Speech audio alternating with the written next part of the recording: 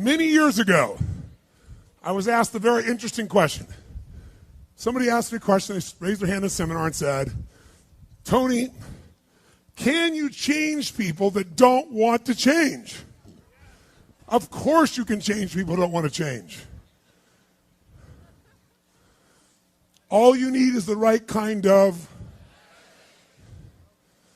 If you have enough leverage where change becomes an absolute. Now for some people, leverage is not even the threat of their own life. Some people would rather die than have you tell them what to do. And so that's not the leverage.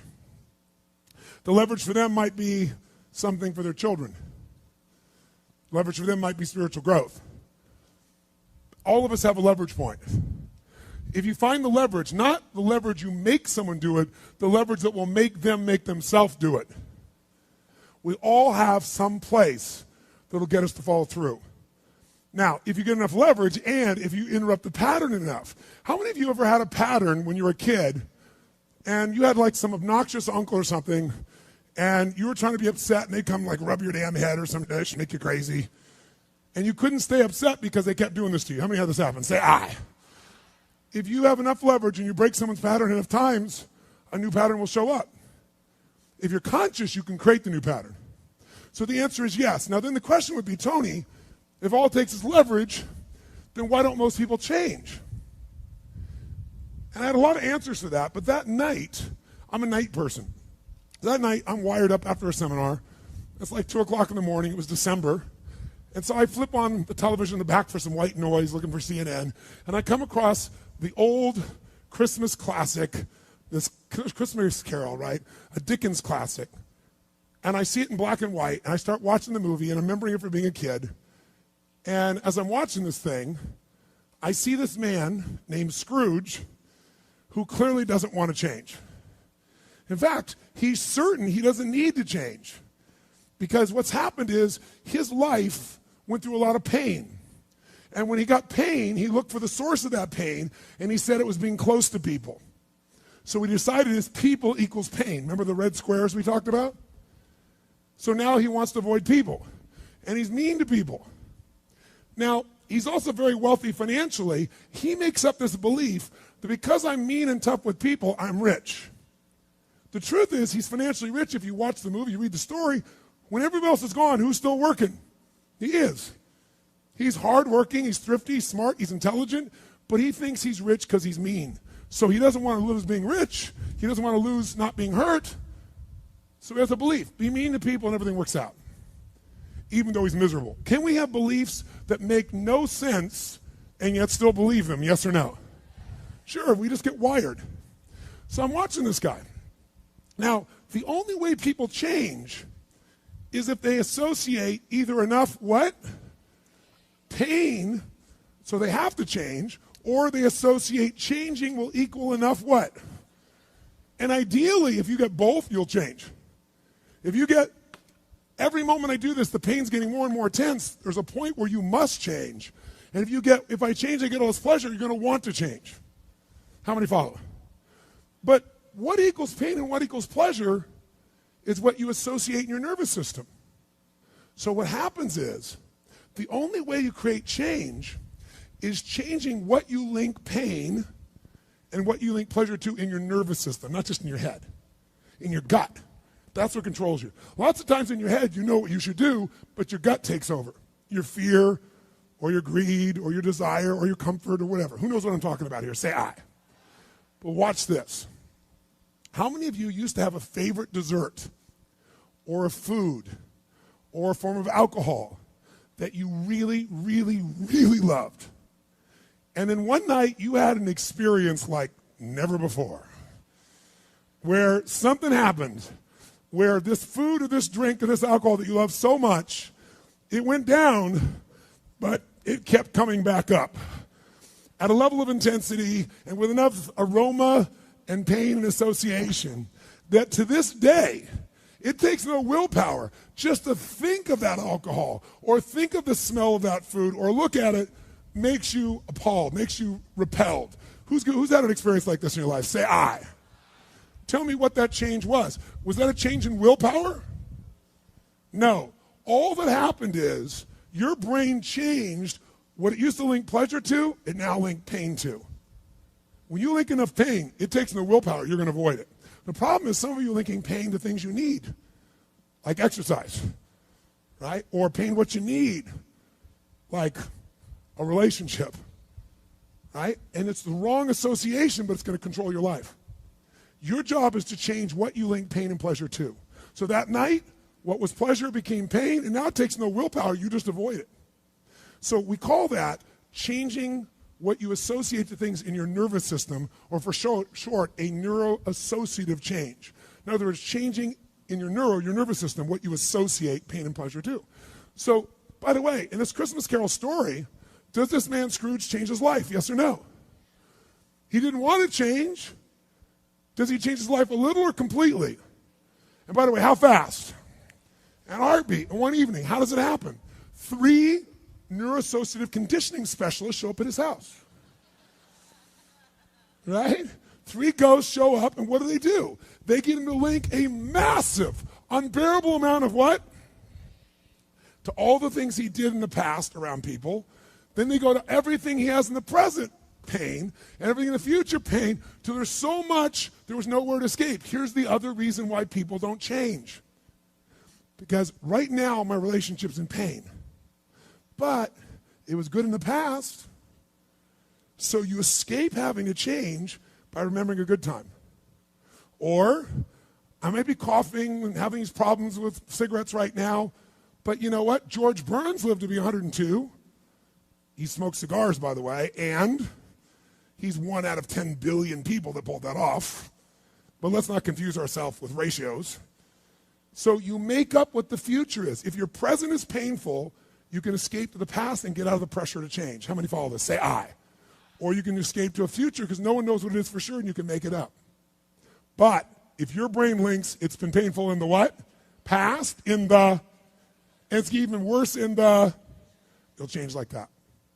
Who here has ever stayed in a relationship that you knew was not right for you? It wasn't right for you, it wasn't right for them. Who has ever stayed in a relationship way too long? Who's done this before? Raise your hand. Say I.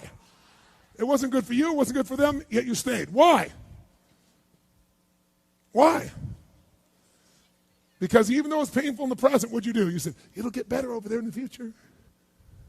Who finally changed? Who here finally changed that? Say I. How'd you do it?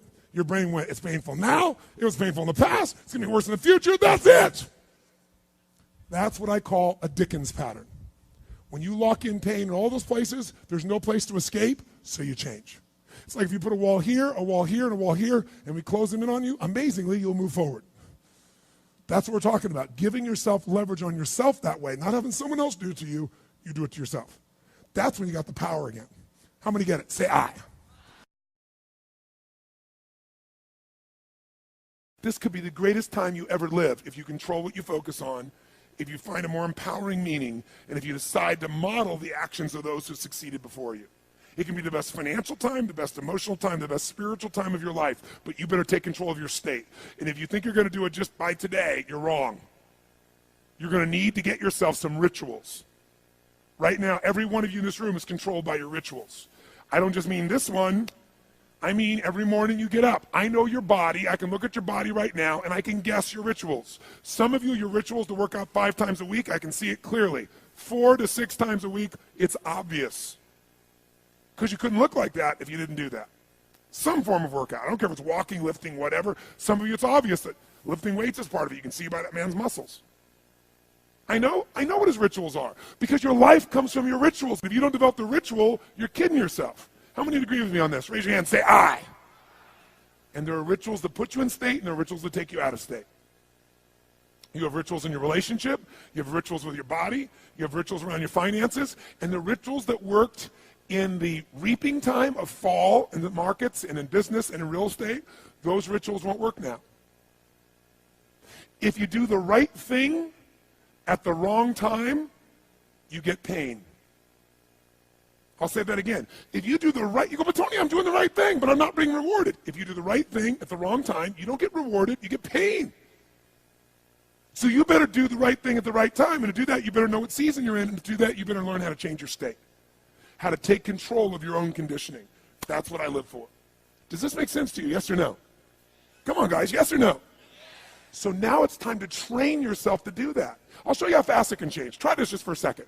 I want to show you what you can do with just focus. Try this for a moment. I'm going to give you a test. Sit up in your chair with some energy. Make sure your buddy next to you is in a strong state. If otherwise, adjust their state. Come on, change their physiology, whatever they got to do. See if they're ticklish. That might help. Now do this. I want you to look around this room right now and find everything in this room that you can find that is brown as fast as you can. Look for brown, look for brown, look for brown, look for brown. Look around you, look for brown, look for brown, look for brown. Okay, close your eyes. I'm going to give you a test. With your eyes closed now, shout out loud everything you saw that was red. If you see a lot more brown right now than red, say yes. Open your eyes. Look for red now. I want you to really look for red. Look for red, look for red, look for red. Anything you can find that's red, look for red. All around you, look for red. Raise your hand if you found more red this time and say I. Why did you find more red this time? Because seek and you shall. That's right. Whatever you focus on, you're going to find it. In fact, let me tell you something. You'll even find it when it's not there.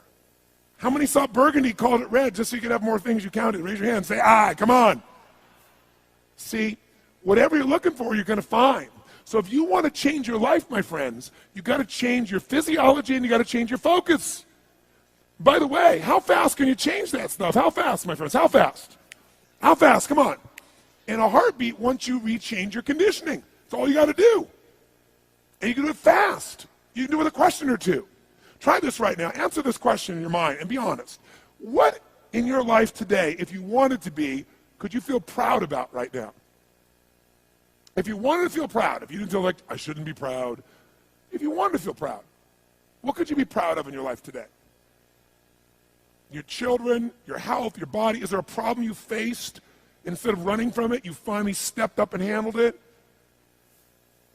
What could you feel proud of in your life today if you wanted to feel proud? How many can think of something? And when you think about this thing you're proud of, what about that makes you feel proud? What do you focus on that makes you feel proud? How do you breathe when you really start to feel proud? What's the kind of look on your face that starts to happen when you let yourself feel proud? Yeah. How's that feel?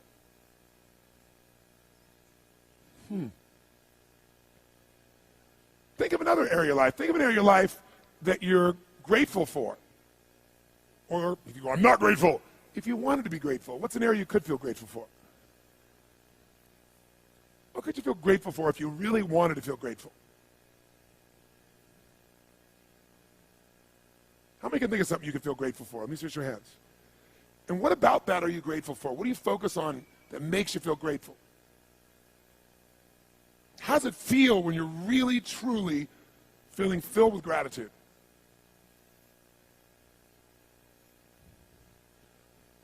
Here's one. If you wanted to be excited about your life right now, and you were willing to be excited, you were willing to buck everybody else's trend, what could you feel excited about in your life if you wanted to feel excited? What could you get excited about if you really focused on it and you really took it in? And you weren't in a negative place. What could you get excited about if you wanted to be excited in your life? What could you get excited about? How many of you can think of something you feel excited about right now? Raise your hand. Let me see your hand. Say I. When you're really excited about it, what about that excites you? Or when you're really excited, how do you feel? How do you speak? What's your life like? By the way, when you're excited, does it tend to touch other people? Yes or no? Absolutely. By the way, do people have a tendency, by the way, who feels different right now than just even a couple moments ago? Raise your hand and say I. Why? Because focus is controlled by questions. If you ask a different question continuously, not once, continuously, you will get a different answer. If you ask a lousy question, you get a lousy answer and a lousy state. Somebody says, why does this always happen to me? It doesn't always happen to you, but the brain's like a computer. Ask it a question, it'll have to come up with an answer because you deserve it, you idiot. Someone will say, how come I can never lose weight? You can lose weight, but if you keep saying, how come I can never lose weight, the brain's got to come and answer. It goes, you're a pig. Lousy questions create what? Lousy answers. Ask a better question, get a better answer. Now here's what I want you to get. I want you to get that you can change your state. How fast, guys? How fast? How fast? And if you get the habit of doing it, you'll have a different life.